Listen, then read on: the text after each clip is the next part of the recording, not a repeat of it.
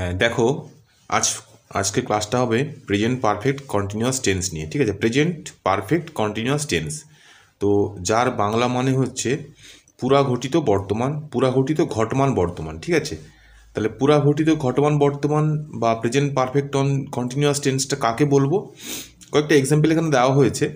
তো এক্সাম্পলটা দেওয়ার আগে তোমাদেরকে আমি বলছি, ধরো প্রেজেন্ট মানে তো বুঝতে পেরেছো, প্রেজেন্ট মানে কি, মানে হচ্ছে বর্তমানকালে কোনো সময় ঘটছে, মানে এক্ষুনি যে আমি ধরো ভিডিওটা দেখছি, তোমরা দেখছো, হ্যাঁ, তো এই এই সময়টাকে বলা হয় প্রেজেন্ট। ঠিক আছে, তাহলে পারফেক্ট কন্টিনিউয়াস টেন্সটা কোথায় হচ্ছে, ধরো বর্তমান সময় যদি কোনো কিছু কাজ, হ্যাঁ, অনেকটা আগে, কিছুক্ষণ আগে শুরু হয়েছে।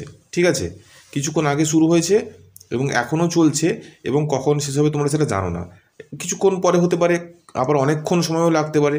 তো অনেকক্ষণ আগে শুরু হয়েছে এবং বর্তমানে চলছে এবং খানিকক্ষণ ধরেও চলতে পারে, এরকম একটা যদি পসিবিলিটিস বোঝায়, সম্ভাবনা বোঝায়, তাহলে এই ঘটনাক্রমটাকে কিন্তু আমরা বলবো প্রেজেন্ট পারফেক্ট কন্টিনিউয়াস টেন্স, যাকে বাংলা মানেতে বলা হচ্ছে পুরাঘটিত ঘটমান বর্তমান। আশা করি তোমরা এর মিনিংটাও ক্লিয়ার হলো। ঠিক আছে, এবারে দেখো কয়েকটা সেন্টেন্স এখানে দেওয়া হয়েছে, যার মাধ্যম দিয়ে এর গঠন এবং কী করে এই প্রেজেন্ট পারফেক্ট কন্টিনিউয়াস টেন্স তোমরা চিনতে পারবে বা লিখতে পারবে, সেভাবে তোমরা দেখো। দেখো প্রথম এক্সাম্পল এখানে দেওয়া হয়েছে যে সে 5 ঘন্টা ধরে ঘুমোচ্ছে। তাহলে 5 ঘন্টা ধরে ঘুমোচ্ছে, তার মানে কি, তার মানে 5 ঘন্টা আগে সে ঘুমোতে গেছে এবং এখনও ঘুমোচ্ছে, হ্যাঁ, এবং কখন উঠবে কিছু বলা যাচ্ছে না। তাহলে এইরকম দেখতে পাচ্ছ সেন্টেন্সগুলো সবই এরকমই রয়েছে।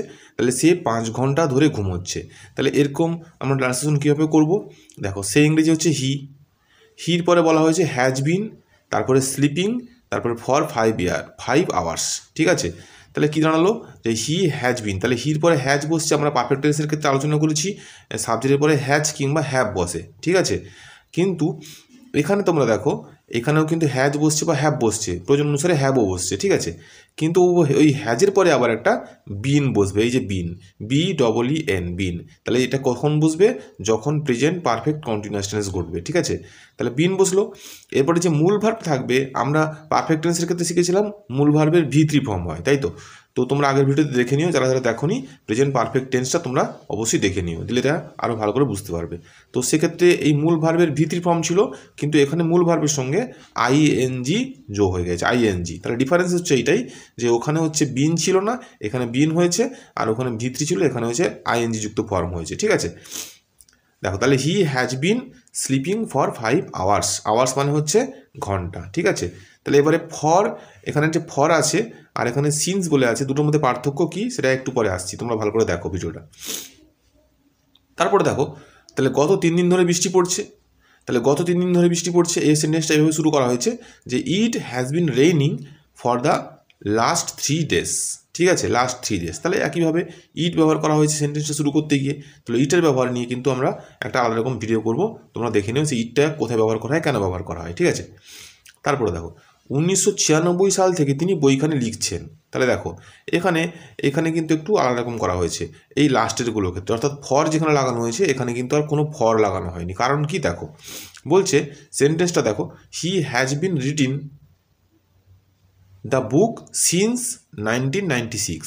ঠিক আছে, তাহলে সমস্ত কাঠামোগুলো কিন্তু একই রকম থাকলো, কিন্তু এখানে ফরের জায়গায় সিন্স করা হলো। কারণ কি, কারণ হচ্ছে যখন আমরা অতীতে কোনো ঘটনা যেটা শুরু হয়েছিল কিছুক্ষণ আগে বা কিছুদিন আগে বা কয়েক বছর আগে, তাহলে সেক্ষেত্রে যদি নির্দিষ্ট কোনো উল্লেখ করে দিই, আমরা কোনো ধরো সাল বা নির্দিষ্ট কোনো সময়, নির্দিষ্ট কোনো তারিখ উল্লেখ করে দিই, তাহলে সেক্ষেত্রে আমাদের সিন্স ব্যবহার করা হবে, এটাকে সিন্স বলা হয়। ঠিক আছে, SINCE, সিন্স।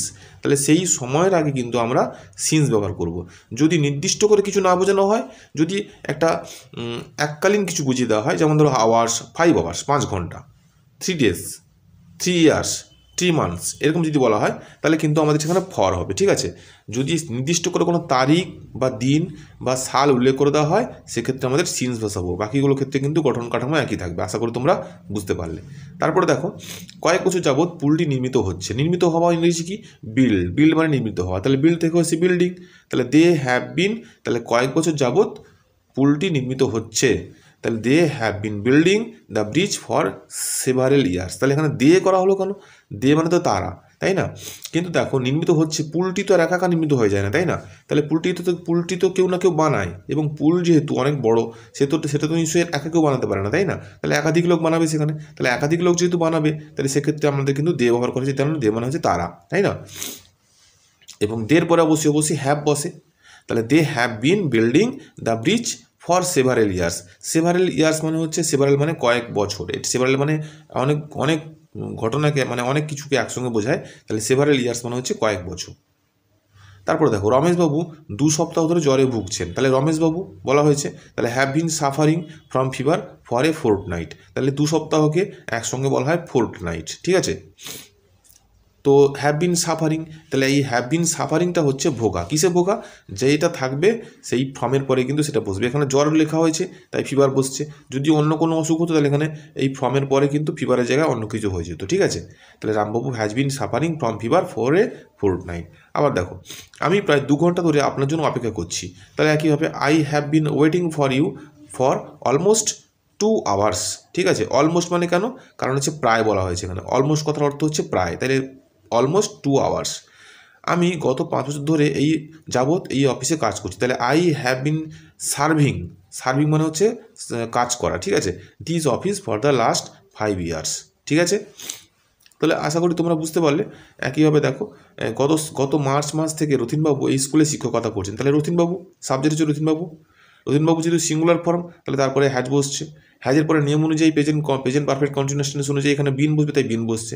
শিক্ষকতা করা ইংরেজি হচ্ছে টিচ, তাহলে টিচটা বসে তার সঙ্গে আইএনজি যোগ হয়ে গেছে, কোথায় না ইন দিস স্কুল। নির্দিষ্ট করে বলা হয়েছে কারণ না, গত মার্চ মাস থেকে বলা হয়েছে, তাই লাস্ট মার্চ, তাই এখানে সিন্স বসিয়ে দেওয়া হয়েছে, ঠিক আছে? তাই লাস্ট মার্চ। আশা করি এক্সাম্পলের মাধ্যমে তোমাদের কাছে ঘটনাটা পুরোপুরি ক্লিয়ার হয়ে গেল। এবার দেখো গঠন কাঠামোটা এখানে কি বলা হয়েছে, আমি যা বললাম সেটা এখানে বলা হয়েছে। দেখো বলছে, লক্ষ্য করো তোমার দেরি হচ্ছে কেন? Why are you late? উত্তর হলো কি, আমি চিঠি লিখেছিলাম, তাহলে I have been writing a letter, ঠিক আছে?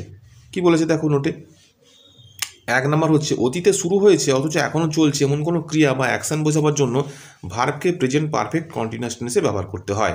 এক্ষেত্রে ভার্বের প্রেজেন্ট পার্টিসিপল ভার্বটিতে আইএনজি যোগ করে এর প্রয়োজন অনুসারে হ্যাজ বিন বা হ্যাভ বিন বসাতে হয়, ঠিক আছে? যেটা আমি একটু আগে বুঝিয়ে দিয়েছি তোমাদেরকে। এবার দেখো 2 নম্বর কী বলছে, ওই ক্রিয়াটি নির্দিষ্ট কোনো সময় ধরে, যেমন পিরিয়ড অফ টাইম চলছে বোঝাবার জন্য সময়সূচক পদটির আগে ফর বসাতে হয়, ঠিক আছে? যেমন for 6 days, for a month, অথবা ফর সেভারেল ইয়ার্স, ঠিক আছে?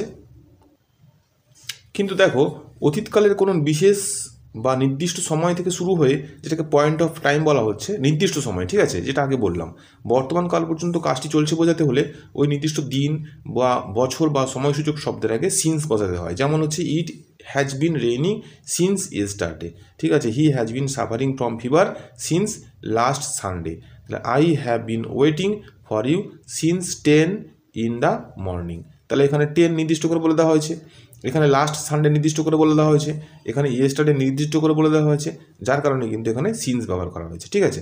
2 নম্বর পয়েন্ট কি বলছে, দেখো ওপরের উদাহরণগুলিতে শেষ বা শেষটিতে লক্ষ্য করা যায় যে কখনো কোনো ক্রিয়া সম্পূর্ণ হয়ে গেছে বোঝাবার জন্য প্রেজেন্ট পারফেক্ট কন্টিনিউয়াস টেন্স ব্যবহার করা হয়। আবার একটি উদাহরণ লক্ষ্য করো, যে why are you clothes wet? I have been watering the garden. তাহলে প্রশ্ন করা হলো যে তোমার জামা কাপড় ভিজে কেন, ঠিক আছে?